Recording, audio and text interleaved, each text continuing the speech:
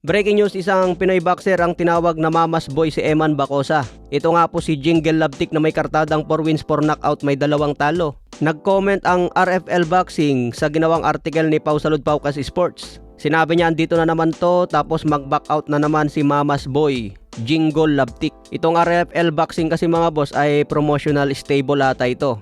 Ito siguro ang may hawak kay Jingle Labtik, kaya nilagay ang pangalan niya sa caption. Siguro may history si Eman at Jingle na maglalaban sana pero hindi natuloy. Kaya sabi niya sa caption, mag-back out na naman si Mama's Boy. Sa iba pang balita, official nang nag-announce na maglalaban ang 2 Japanese superstar sa Japan. Magdedepensa si Inoue ng kanyang The Ring Magazine at undisputed belt laban sa undefeated champion na si Junto Nakatani ngayong May 2. 2 elite pound for pound fighters, kaya matinding bakbakan ito. Sino ang mananalo sa laban na yan mga boss? Ayon sa odds, Yamado si Inoue at bagyang dehado naman si Junto Nakatani.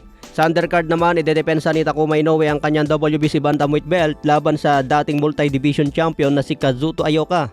May kartada si Takuma Inoue na 21 wins, 2 loss, 5 KOs. Si Kazuto Ioka naman 32 wins, 17 knockout, may 4 na talo. Purong Japanese fighters ang makikita natin ngayong May 2, pangungunahan ng 2 magkapatid na Inoue. Sa iba pang balita, Rolando Romero pumirma na daw siya ng kontrata para harapin si Devin Haney ngayong May 30. Sinabi ni Romero na signed, sealed and delivered na ang kanyang fight deal laban kay Devin Haney. Sa ngayon, wala pang pahayag ang kampo ni Devin Haney tungkol dito. Kung sakaling matuloy ang laban, unification ito ng WBA and WBO belt. Sinabi ni Devin Haney noong nakarang araw, paano raw lalaban si Romero para sa unification fight kung inutusan siya ng WBA na magdepensa muna ng belt laban sa kanyang mandatory challenger na si Giyasov. Kaya hindi pa malinaw kung matutuloy ang kanilang negosasyon. Sinabi din ni Devin Haney kung papayag si Ryan Garcia na siya ang B-side, mas unahin daw ni Haney itong si Ryan Garcia basta maagang magpa-drug test. Hindi raw papayag si Devin Haney na siya ang maging B-side ngayon dahil siya ang number 1 sa welterweight division. Sa iba pang balita, ayon sa veteranong trainer na si Robert Garcia, nakikita niya na posibleng makaharap ni Jesse Bam Rodriguez ang magkapatid na Inoue.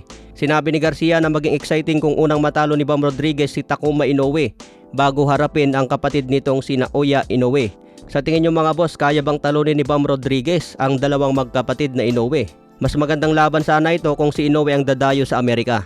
Sa iba pang balita, former UFC champion na si Israel Adesanya humihirit ng 15 milyon na bayad para sa isang laban. Matapos niya mabalitaan na makakatanggap si Conor Ben ng 15 milyon sa isang laban kontra Regis Prograis. Ito ang inoffer ni Dana White kay Conor Ben. Kaya nagselos si Adesanya. Kung ang mga boxer umano ay nababayaran ng ganitong kalaki, dapat ay ganoon din ang respeto at bayad sa mga top UFC fighters. Pero hindi raw nagbabayad ng ganitong kalaki si Dana White sa mga UFC fighters. Kaya unfair daw ito para kay Israel Adesanya. Sa iba pang balita kasi merong interesting umano ang laban kay Luis Nery at tiwalang papaldo si Casimero.